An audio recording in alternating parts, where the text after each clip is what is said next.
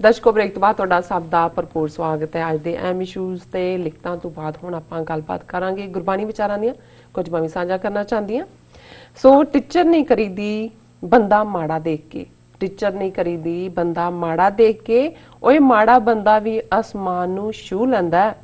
ਚਾਰ ਪੈਸੇ ਆ ਜਾਣ ਤਾਂ ਹੰਕਾਰ ਨਹੀਂ ਕਰੇਗਾ, ਮਿੱਠਿਆ ਰੱਬ ਚੀਜ਼ਾਂ ਦੇ ਕੇ ਵੀ ਖੋ ਲੈਂਦਾ। So nice. ਸੋ ਆਪਾਂ ਹੁਣ ਡਾਕਟਰ ਸਾਹਿਬ ਕੋਲੋਂ ਉਹਨਾਂ ਦੇ ਵਿਚਾਰ ਸੁਣਦੇ ਹਾਂ। ਸੋ ਅਸੀਂ ਚਾਹਾਂਗੇ ਕਿ ਤੁਸੀਂ ਸਾਡੇ ਨਾਲ ਇਸੇ ਤਰ੍ਹਾਂ ਹੀ ਬਣੇ ਰਹਿਣਾ।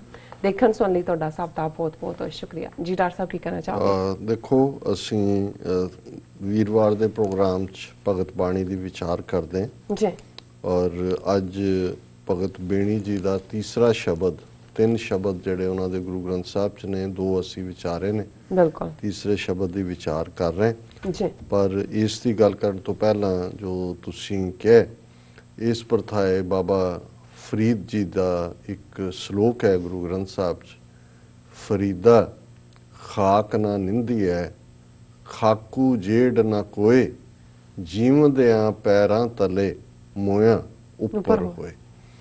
ਕਿ ਈਵਨ ਮਿੱਟੀ ਦੀ, ਖਾਕ ਦੀ ਵੀ ਨਿੰਦਿਆ ਨਾ ਕਰੋ, ਉਸ ਨੂੰ ਮਾੜਾ ਨਾ ਕਹੋ। ਫਰੀਦਾ ਖਾਕ ਨਾ ਨਿੰਦੀਐ, ਖਾਕੂ ਜੇੜ ਨਾ ਕੋਏ। ਕੋਈ ਵੀ ਇਸ ਮਿੱਟੀ ਦਾ ਮੁਕਾਬਲਾ ਨਹੀਂ ਕਰ ਸਕਦਾ ਜੀਵਦਿਆਂ ਪੈਰਾਂ ਤਲੇ। ਕਿ ਦੇਖੋ ਇਹਦੀ ਹਿਊਮਿਲਿਟੀ, ਕਿ ਅਸੀਂ ਜਦੋਂ ਜਿਉਂਦੇ ਹਾਂ ਤੇ ਇਹ ਸਾਡੇ ਪੈਰਾਂ ਥੱਲੇ ਹੁੰਦੀ ਹੈ, ਇਹਨੂੰ ਅਸੀਂ ਰੋਲਦੇ ਜੀ, ਮੋਇਆ ਉੱਪਰ ਹੋਏ। ਪਰ ਅਲਟੀਮੇਟਲੀ ਇਸ ਲੜਾਈ ਦੇ ਵਿੱਚ ਖਾਕ ਜਿੱਤਦੀ ਹੈ, ਕਿਉਂਕਿ ਅਖੀਰ ਅਸੀਂ ਮਰ ਜਾਣਾ ਤੇ ਸਾਡੇ ਉੱਤੇ ਮਿੱਟੀ ਨੇ ਆ ਜਾਣਾ। ਕਬਰ ਅਲਟੀਮੇਟਲੀ ਤਾਂ ਉਹ ਮਿੱਟੀ ਹੈ ਕਿ ਜਿਸ ਨੂੰ ਕਦੇ ਅਸੀਂ ਪੈਰਾਂ ਥੱਲੇ ਰੋਲਿਆ ਹੁੰਦਾ। ਸੋ ਜ਼ਾਹਰ ਹੈ ਕਿ ਹੰਕਾਰ ਦੇ ਵਿੱਚ, ਤਕੱਬੁਰ ਦੇ ਵਿੱਚ, ਅਨਾਹ ਦੇ ਵਿੱਚ, ਐਰੋਗੈਂਸ ਦੇ ਵਿੱਚ ਕਿਸੇ ਨੂੰ ਛੁਟਿਆਣਾ, ਕਿਸੇ ਗਰੀਬ ਦਾ ਜਿਹੜਾ ਉਹ ਅਪਮਾਨ ਕਰਨਾ। ਔਰ ਗੁਰੂ ਅਰਜਨ ਸਾਹਿਬ ਨੇ ਇੱਕ ਥਾਂ ਫਰਮਾਇਆ, ਗਰੀਬਾਂ ਉੱਪਰ ਜੇ ਖਿੰਜੈ ਦਾੜੀ, ਪਾਰ ਬ੍ਰਹਮ ਸਾ ਅਗਨ ਮੈਂ ਸਾੜੀ। ਕਿ ਜਿਹੜਾ ਕੋਈ, ਜਦੋਂ ਕੋਈ ਬੰਦਾ ਕਿਸੇ ਨੂੰ ਧਮਕਾ ਰਿਹਾ ਹੁੰਦਾ ਜਾਂ ਮੁੱਛ ਨੂੰ ਵੱਟ ਦੇ ਰਿਹਾ ਜਾਂ ਉਹਨੇ ਦਾੜੀ ਨੂੰ ਫੜਿਆ ਹੋਇਆ, ਕਿ ਵੀ ਜਿਹੜਾ ਇਨਸਾਨ ਉਸ ਹੰਕਾਰ 'ਚ, ਇਸ ਕਿਸਮ ਦੇ ਜਿਹੜੇ ਹੰਕਾਰੀ ਹੁੰਦੇ ਨੇ, ਉਹਨਾਂ ਦੇ ਲੱਛਣ ਹੁੰਦੇ ਨੇ ਕਿ ਜਿਹੜਾ ਗਰੀਬ ਦੇ ਉੱਤੇ ਇਸ ਕਿਸਮ ਦੀ ਧੌਂਸ ਜਮਾਉਂਦਾ ਹੈ, ਅਲਟੀਮੇਟਲੀ ਇਹੋ ਜਿਹੇ ਹੰਕਾਰੀ ਉਸ ਅੱਗ ਦੇ ਵਿੱਚ ਸੜਦੇ ਨੇ। ਰੱਬ ਦੀ ਮਾਰ ਉਹਨਾਂ ਨੂੰ ਪੈਂਦੀ ਹੈ ਕਿ ਉਹ ਫਿਰ ਉਸ 'ਚੋਂ ਉਹਨਾਂ ਦਾ ਕੋਈ ਬਚਾਅ ਨਹੀਂ ਹੁੰਦਾ। ਔਰ ਇਹ ਸ਼ਬਦ ਜਿਹੜਾ ਭਗਤ ਬੇਣੀ ਜੀ ਦਾ ਹੈ, ਇਹ ਜਿਹੜਾ ਰਿਚੁਅਲਸ ਹੁੰਦੇ ਨੇ, ਕਰਮ ਕਾਂਡ, ਬਾਹਰਲਾ ਰੂਪ, ਜੇ ਜਦੋਂ ਅਸੀਂ ਬ੍ਰਾਹਮਣਵਾਦ ਕਹਿੰਦੇ ਹਾਂ, ਇੱਕ ਆਈਡੀਓਲੋਜੀ ਜਿਸ ਦੇ ਵਿੱਚ ਇੱਕ ਖੂਬਸੂਰਤ ਧੋਤੀ ਹੈ ਚਿੱਟੇ ਰੰਗ ਦੀ, ਜਿਹੜਾ ਅਣਸੀਤਾ ਕੱਪੜਾ ਹੈ, ਜਿਸ ਦੇ ਵਿੱਚ ਗਲ ਦੇ ਵਿੱਚ ਰੁਦਰਾਕਸ਼ ਦੀ ਮਾਲਾ ਹੈ, ਮੱਥੇ ਦੇ ਉੱਤੇ ਚੰਦਨ ਦਾ ਟਿੱਕਾ ਜਾਂ ਤੁਲਸੀ, ਜਿਹੜਾ ਜਿਹਨੂੰ ਇੱਕ ਪਵਿੱਤਰ ਦਰਖਤ ਮੰਨਿਆ ਜਾਂਦਾ, ਉਸ ਦੇ ਪੱਤੇ ਨੇ। ਔਰ ਕਦੇ ਇਹ ਬ੍ਰਾਹਮਣ ਪੜ੍ਹ ਕੇ ਸੁਣਾ ਰਿਹਾ, ਕਦੇ ਉਹ ਰਾਸ ਲੀਲਾ ਦੀ ਭਗਤੀ ਦੇ ਨਾਂ ਥੱਲੇ ਨੱਚ ਰਿਹਾ ਰੱਬ ਦਾ ਇਹ ਦੱਸਣ ਦੇ ਲਈ ਕਿ ਮੈਂ ਕਿੰਨਾ ਭਗਤ ਹੈ। ਔਰ ਲੋਕ ਜਿਹੜੇ ਨੇ ਉਹਦੇ ਜਾਲ 'ਚ ਫਸੇ ਹੋਏ ਨੇ।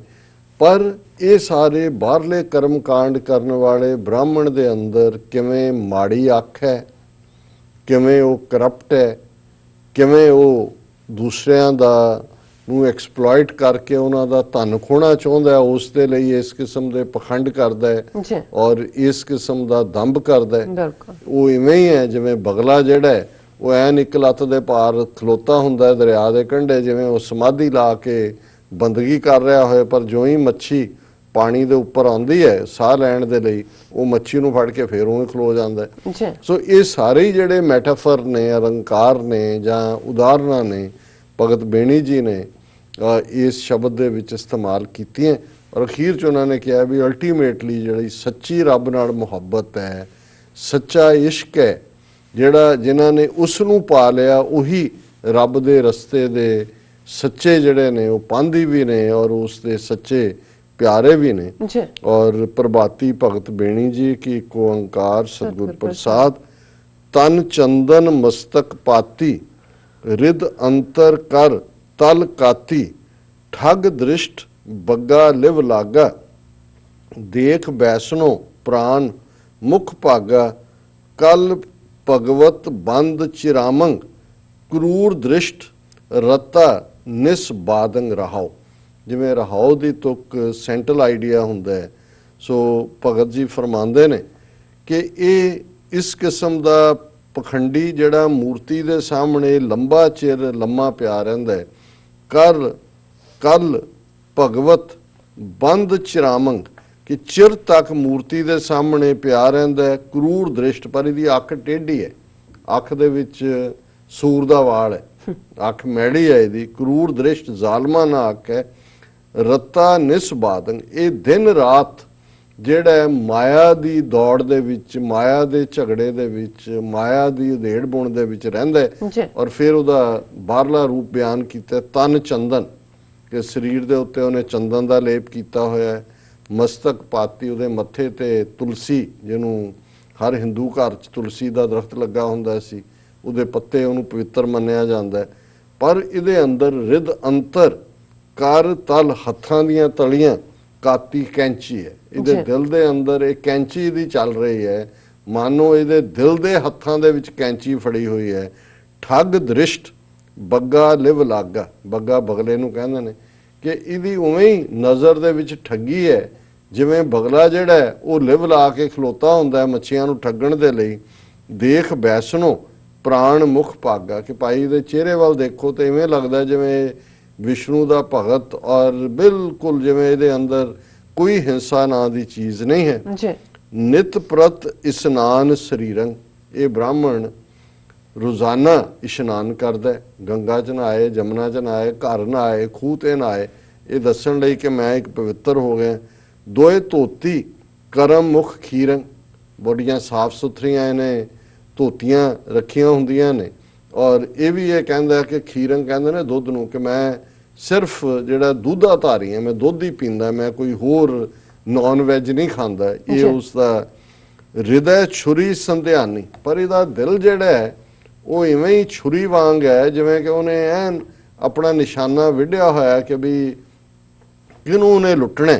ਹਿਰਦੈ ਛੁਰੀ ਸੰਧਿਆਨੀ ਪਰ ਦਰਬ ਹਿਰਨ ਕੀ ਬਾਨੀ, ਇਹਦੀ ਆਦਤ ਹੈ ਦੂਸਰਿਆਂ ਦਾ ਧਨ ਲੁੱਟਣ ਦੀ। ਹੁਣ ਇਹਦੇ ਜਦੋਂ ਤੁਸੀਂ ਭਗਤ ਬੇਣੀ ਜੀ ਦਾ ਇਹ ਸ਼ਬਦ ਪੜ੍ਹੋ ਤੇ ਇੱਕਦਮ ਗੁਰੂ ਨਾਨਕ ਸਾਹਿਬ ਦੇ ਇਸ ਆਸਾ ਦੀ ਵਾਰ ਦੇ ਵੱਲ ਧਿਆਨ ਜਾਂਦਾ ਹੈ, ਜਿਹਦੇ 'ਚ ਉਹਨਾਂ ਨੇ ਕਿਹਾ ਕਿ ਮੱਥੇ ਟਿੱਕਾ ਤੀੜ ਧੋਤੀ ਕਖਾਈ ਹੱਥ ਛੁਰੀ ਜਗਤ ਕਸਾਈ, ਕਿ ਇਹਦੇ ਮੱਥੇ ਤੇ ਟਿੱਕਾ ਹੈ, ਤੀੜੀ ਦੇ ਕਖਾਈ ਧੋਤੀ ਹੈ, ਹੱਥ 'ਚ ਛੁਰੀ ਹੈ ਤੇ ਬੁੱਚਰ ਆਫ ਦਾ ਵਰਲਡ। ਹੁਣ ਭਗਤ ਬੇਣੀ ਜੀ ਨੇ ਇਸ ਸ਼ਬਦ ਦੇ ਵਿੱਚ ਬਾਰ-ਬਾਰ 2 ਵਾਰ ਬ੍ਰਾਹਮਣ ਦੇ ਨਾਲ ਕੈਂਚੀ ਦਾ ਜ਼ਿਕਰ ਕੀਤਾ ਹੈ ਤੇ ਛੁਰੀ ਦਾ ਜ਼ਿਕਰ ਕੀਤਾ ਹੈ, ਕਿ ਭਾਈ ਉਹ ਕਹਿ ਰਹੇ ਨਿਤ ਪ੍ਰਤ ਇਸ਼ਨਾਨ ਸਰੀਰੰਗ ਦੋਏ ਧੋਤੀ ਕਰਮ ਮੁਖ ਖੀਰਿੰਗ ਹਿਰਦੈ ਛੁਰੀ ਸੰਧਿਆਨੀ, ਅੰਦਰ ਇਹਨੇ ਛੁਰੀ ਤਿੱਖੀ ਕਰਕੇ ਰੱਖੀ ਹੋਈ ਹੈ। ਉਹ ਕਾਹਦੇ ਪਰ ਦਰਬ ਹਿਰਨ ਕੀ ਬਾਨੀ, ਕਿ ਇਹਦੀ ਆਦਤ ਹੈ ਦੂਸਰਿਆਂ ਦਾ ਧਨ ਖੋਹਣਾ, ਦੂਸਰਿਆਂ ਦੇ ਹੱਕ ਖੋਹਣੇ। ਸਿਲ ਪੂਜਸ ਚੱਕਰ ਗਣੇਸੰ ਨਿਸ ਜਾਗਸ ਭਗਤ ਪਰਵੇਸੰ ਪਗ ਨਾਚਸ ਚਿਤ ਅਕਰਮੰ ਇਹ ਲੰਪਟ ਨਾਚ ਅਧਰਮੰ, ਕਿ ਭਾਈ ਇਹ ਸਿਲਾ ਨੂੰ ਪੂਜਦਾ ਹੈ, ਪੱਥਰ ਨੂੰ ਪੂਜਦਾ ਹੈ, ਪੂਰੀ ਜਿਹੜੀ ਹੈ ਇੱਕ ਵਿਧੀ ਦੇ ਨਾਲ। ਚੱਕਰ ਗਣੇਸ਼ ਨੇ ਸਰੀਰ ਦੇ ਉੱਤੇ ਥਾਂ ਥਾਂ ਦੇ ਗਣੇਸ਼ ਦੇ ਚੱਕਰ ਬਣਾਏ ਹੋਏ ਨੇ, ਗਣੇਸ਼ ਸ਼ਿਵ ਜੀ ਦਾ ਪੁੱਤਰ, ਹਾਥੀ ਦੀ ਸੁੰਡ ਵਾਲਾ। ਨਿਸ ਜਾਗਸ ਭਗਤ ਪਰਵੇਸੰ, ਇਹ ਰਾਤ ਨੂੰ ਫਿਰ ਇਹ ਜਿਹੜੇ ਰਾਸ ਕਰਨ ਵਾਲੇ ਹੁੰਦੇ ਨੇ ਰਾਤ ਨੂੰ ਨਾਚ ਕਰਦੇ ਨੇ, ਭਗਤੀ ਕਰਦੇ ਨੇ। ਉਹਨਾਂ ਨੇ ਕਿਹਾ ਨਿਸ, ਇਹ ਸਾਰੀ ਰਾਤ ਵੀ ਜਾਗਦਾ ਹੈ, ਭਗਤ ਪਰਵੇਸ਼ ਸਿੰਘ ਰਾਸਾਂ ਦੀ ਭਗਤੀ ਕਰਨੀ ਦਿਖਾਉਂਦਾ ਹੈ। ਪਗ ਨਾਚਸ ਚਿਤ ਅਕਰਮੰ, ਕਿ ਇਹ ਜਦੋਂ ਉਸ ਕ੍ਰਿਸ਼ਨ ਦੀ ਭਗਤੀ ਦੇ ਵਿੱਚ ਨੱਚਣ ਦਾ ਵੀ ਡਰਾਮਾ ਕਰ ਰਿਹਾ ਹੁੰਦਾ ਹੈ, ਇਹਦੇ ਪੈਰ ਨੱਚ ਰਹੇ ਹੁੰਦੇ ਨੇ ਪਰ ਇਹਦੇ ਮਨ ਦੇ ਵਿੱਚ ਜਿਹੜੇ ਨੇ ਵਿਕਾਰ ਭਰੇ ਹੁੰਦੇ ਨੇ, ਮੰਦੇ ਕਰ। ਇਹ ਲੰਪਟ ਨਾਚ ਅਧਰਮੰ, ਕਿ ਇਹ ਲੰਪਟ ਉਹਨੂੰ ਕਹਿੰਦੇ ਨੇ ਜਿਹੜਾ ਵਿਸ਼ਾ ਵਿਕਾਰਾਂ 'ਚ ਗ੍ਰਸਤ ਹੋਏ। ਬਿਲਕੁਲ ਇਹ ਲੰਪਟ ਜਿਹੜਾ ਹੈ ਇਹਦਾ ਧਿਆਨ ਕੋਈ ਨਾਚ ਵੇਲੇ ਰੱਬ ਦੀ ਪਿਆਰ 'ਚ ਨਹੀਂ ਨੱਚ ਰਿਹਾ, ਇਹ ਅਧਰਮ ਦੇ ਲਈ ਜਿਹੜਾ ਨੱਚ ਰਿਹਾ। ਪਗ ਨਾਚਸ ਚਿਤ ਅਕਰਮੰ ਇਹ ਲੰਪਟ ਨਾਚ ਅਧਰਮੰ ਮ੍ਰਿਗ ਆਸਣ ਤੁਲਸੀ ਮਾਲਾ ਕਰ ਊਜਲ ਤਿਲਕ ਕਪਾਲਾ ਹਿਰਦੈ ਕੂੜ ਕੰਠ ਰੁਦਰਾਖੰ ਰੇ ਲੰਪਟ ਕ੍ਰਿਸ਼ਨ ਅਪਾਖੰ, ਕਿ ਇਹ ਜਦੋਂ ਬਹਿੰਦਾ ਤੇ ਜਿਹੜਾ ਮ੍ਰਿਗ ਹੈ ਉਸ ਦਾ ਆਸਣ ਉਹਨੇ ਲਾਇਆ ਹੁੰਦਾ, ਉਹਦੀ ਖਲੜੀ ਤੇ ਬੈਠਾ ਹੁੰਦਾ। ਇਹ ਆਮ ਤੌਰ ਤੇ ਤੁਸੀਂ ਕਦੇ ਨਾ ਹਿੰਦੂ ਅਵਤਾਰਾਂ ਦੇਵਤਿਆਂ ਜਾਂ ਦੂਜਿਆਂ ਦਾ ਵੀ ਦੇਖੋ ਥੱਲੇ ਜਾਨਵਰ ਦੀ ਖਲ ਵਿਛਾਈ ਹੁੰਦੀ ਹੈ, ਕਦੇ ਸ਼ੇਰ ਦੀ ਹੁੰਦੀ ਹੈ, ਕਦੇ ਹਿਰਣ ਦੀ ਹੁੰਦੀ ਹੈ। ਵੀ ਮ੍ਰਿਗ ਆਸਣ ਤੁਲਸੀ ਮਾਲਾ, ਗਲ ਦੇ ਵਿੱਚ ਇਹਨੇ ਤੁਲਸੀ ਮਾਲਾ ਪਾਈ ਹੁੰਦੀ ਹੈ। ਕਰ ਉਜਲ ਤਿਲਕ ਕਪਾਲੰਗ, ਬੜੇ ਕਰ ਉਜਲ ਹੱਥ ਬੜੇ ਸਾਫ਼ ਕਰਕੇ, ਕਪਾਲ ਕਹਿੰਦੇ ਨੇ ਮੱਥੇ ਨੂੰ, ਮੱਥੇ ਦੇ ਉੱਤੇ ਜਿਹੜਾ ਤਿਲਕ ਲਾਇਆ ਹੁੰਦਾ ਜੀ। ਮ੍ਰਿਗ ਆਸਣ ਤੁਲਸੀ ਮਾਲਾ ਕਰ ਉਜਲ ਤਿਲਕ ਕਪਾਲਾ ਹਿਰਦੈ ਕੂੜ ਕੰਠ ਰੁਦਰਾਖੰ, ਇਹਨੇ ਰੁਦਰਾਕਸ਼ ਦੀ ਮਾਲਾ ਵੀ ਪਾਈ ਹੁੰਦੀ, ਜਿਵੇਂ ਇੰਦਰਾ ਗਾਂਧੀ ਵੀ ਪਾਉਂਦੇ ਸੀ। ਉਹ ਸ਼ਿਵ ਜੀ ਦੀ ਭਗਤਣੀ ਦੱਸਦੀ ਸੀ, ਉਹ ਰੁਦਰਾਕਸ਼ ਦੀ ਮਾਲਾ ਬੜੇ ਬੜੇ ਮਣਕੇ ਹੁੰਦੇ ਨੇ। ਹਿਰਦੈ ਕੂੜ, ਪਰ ਦਿਲ ਦੇ ਅੰਦਰ ਇਹਦੇ ਕੂੜ ਹੈ। ਰੇ ਲੰਪਟ ਕ੍ਰਿਸ਼ਨ ਅਪਾਖੰ, ਕਿ ਇਹ ਵਿਸ਼ਈ ਬੰਦਾ ਹੈ। ਉਹਨਾਂ ਨੂੰ ਉਹ ਕਹਿ ਰਹੇ ਨੇ ਕਿ ਇਵੇਂ ਤਾਂ ਨਹੀਂ ਹੈ ਜੋ ਤੂੰ ਕਰ ਰਿਹਾ, ਤੇਰੇ ਚਾਲੇ ਨੇ ਕਿ ਤੂੰ ਕ੍ਰਿਸ਼ਨ ਨੂੰ ਯਾਦ ਕਰ ਰਿਹਾ, ਤੇਰਾ ਰੱਬ ਨਾਲ ਜਾਂ ਕਿਸੇ ਬੰਦਗੀ ਨਾਲ ਕੋਈ ਰਿਸ਼ਤਾ ਨਹੀਂ ਹੈ। ਔਰ ਅਖੀਰ 'ਚ ਕਨਕਲੂਡ ਕਰਦੇ ਨੇ ਇਸ ਸਾਰੇ ਫਰਾਡ ਨੂੰ ਦੱਸਣ ਤੋਂ ਬਾਅਦ, ਜਿਨ ਆਤਮ ਤਤ ਨਾ ਚੀਨਿਆ ਸਭ ਫੋਕਟ ਧਰਮ ਅਬੀਨਿਆ ਕਉ ਬੇਣੀ ਗੁਰਮੁਖ ਧਿਆਵੇ ਬਿਨ ਸਤਗੁਰ ਬਾਟ ਨਾ ਪਾਵੇ। ਉਹਨੇ ਕਿਹਾ ਵੀ ਅਲਟੀਮੇਟਲੀ ਜਿਸ ਨੇ ਅੰਦਰ ਦੇ ਸੱਚ ਨੂੰ ਜਾਣ ਲਿਆ, ਰੱਬ ਦੇ ਨਾਲ ਇੱਕ ਮਿਕਤਾ ਹੋਈ ਹੈ, ਉਹਦੇ ਲਈ ਅਬੀਨਾ ਹੁੰਦਾ ਅੰਨਾ। ਬੀਨਾ ਇਸ ਲਈ ਦੂਰਬੀਨ ਕਹਿੰਦੇ ਨੇ, ਦੂਰੋਂ ਦੇਖਣ ਵਾਲਾ, ਕਿ ਅਦਰਵਾਈਜ਼ ਸਭ ਅੰਨੇ ਨੇ। ਜਿਹਨੇ ਉਸ ਤੱਤ ਨੂੰ ਜਾਣਿਆ ਉਹੀ ਨਜ਼ਰ ਵਾਲਾ ਹੈ, ਬਾਕੀ ਸਭ ਫੋਕਟ ਨੇ। ਕਉ ਬੇਣੀ ਗੁਰਮੁਖ ਤੇ ਆਵੇ, ਜਿਹੜਾ ਸੱਚਮੁੱਚ ਦਾ ਗੁਰਮੁਖ ਹੈ, ਰੱਬ ਵੱਲ ਜਿਹਨੇ ਮੂੰਹ ਕੀਤਾ, ਉਹੀ ਰੱਬ ਦੀ ਯਾਦ ਦੇ ਵਿੱਚ ਜੁੜਦਾ। ਬਿਨ ਸਤਗੁਰ ਬਾਟ ਨਾ ਪਾ, ਬਾਟ ਕਹਿੰਦੇ ਨੇ ਰਾਹ ਰਸਤਾ। ਸਤਗੁਰੂ ਤੋਂ ਬਿਨਾ ਕੋਈ ਵੀ ਇਸ ਪਰਮਾਰਥ ਦੇ, ਇਸ ਰੂਹਾਨੀਅਤ ਦੇ ਰਸਤੇ ਤੇ ਨਹੀਂ ਤੁਰ ਸਕਦਾ। ਬਾਕੀ ਜੋ ਹੈ ਉਹ ਸਾਰਾ ਕਰਮ ਕਾਂਡ ਹੈ ਔਰ ਰਿਚੁਅਲਿਜ਼ਮ ਹੈ ਔਰ ਫੋਕਟ ਹੈ, ਵਿਅਰਥ ਹੈ। ਜੀ ਡਾਕਟਰ ਸਾਹਿਬ, ਤੁਹਾਡਾ ਬਹੁਤ ਬਹੁਤ ਸ਼ੁਕਰੀਆ। ਤੁਸੀਂ ਅੱਜ ਦੇ ਅਹਿਮ ਇਸ਼ੂ ਤੇ ਅੱਜ ਦਾ ਵਿਚਾਰ ਸਾਡੇ ਦਰਸ਼ਕਾਂ ਨਾਲ ਸਾਂਝਾ ਕੀਤਾ। ਇੱਥੇ ਲੈਣੇ ਆ ਆਪਣੇ ਵਿਊਅਰਸ ਕੋਲੋਂ ਇਜਾਜ਼ਤ। ਵਿਊਅਰਸ, ਸਾਡੇ ਪ੍ਰੋਗਰਾਮ ਦਾ ਸਮਾਂ ਇੱਥੇ ਸਮਾਪਤ ਹੁੰਦਾ। ਤੁਸੀਂ ਆਪਣੀ ਰਾਏ ਤੇ ਸੁਝਾਅ ਸਾਨੂੰ ਭੇਜਣਾ ਭੁੱਲਣਾ ਸਾਡੇ ਇਸ ਪਤੇ ਤੇ SOS@TV84.TV ਤੇ। ਅਸੀਂ ਆਪਣਾ ਪ੍ਰੋਗਰਾਮ ਲੈ ਕੇ ਫਿਰ ਦੁਬਾਰਾ ਤੁਹਾਡੇ ਸਾਹਮਣੇ ਹੋਵਾਂਗੇ। ਤਦ ਤੱਕ ਲਈ ਮੈਨੂੰ ਤੇ ਆਪਣੇ ਡਾਕਟਰ ਨੂੰ ਆਗਿਆ ਦਿਓ। ਦੇਖਦੇ ਰਹੋ TV84, ਬੁਲਾ ਦਿਓ ਫਤਿਹ। ਵਾਹਿਗੁਰੂ ਜੀ ਕਾ ਖਾਲਸਾ, ਵਾਹਿਗੁਰੂ ਜੀ ਕੀ ਫਤਿਹ। ਰੱਬ ਰਾਖਾ।